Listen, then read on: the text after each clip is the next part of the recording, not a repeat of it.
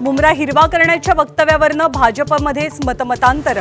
गणेश नाईकांची जलील आणि सहर शेखच्या वक्तव्याबद्दल नरमाईची भूमिका।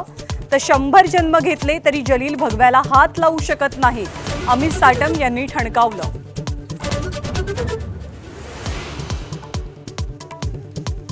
महाराष्ट्राचे माजी राज्यपाल भगतसिंग कोश्यारींना पद्मभूषण पुरस्कार दिल्यानं वादाला तोड।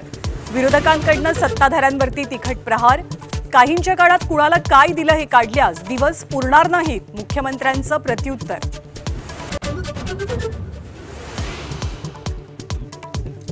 बुलढाण्यामध्ये जिल्हाधिकाऱ्यांच्या हस्ते ध्वजवंदन।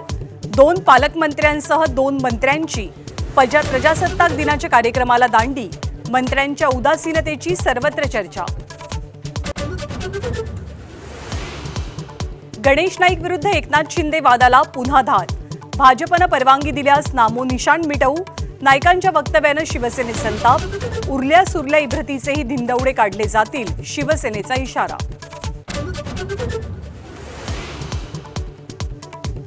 देशाच्या 77व्या प्रजासत्ताक दिनानिमित्त कर्तव्यपथावर सांस्कृतिक आणि सामरिक शक्तीचं दर्शन।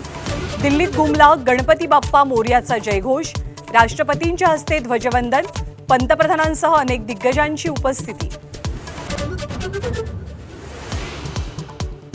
कर्तव्यपथावरच्या पथसंचलनामध्ये देशसेवा बजावणाऱ्या प्राण्यांची खास परेड।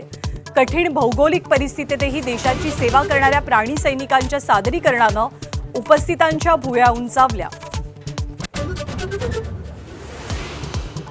चांदीच्या वाढत्या दराचा आलेख थांबता थांबेना। रुपेरी ऐवज प्रति किलो 3,60,000च्या घरात।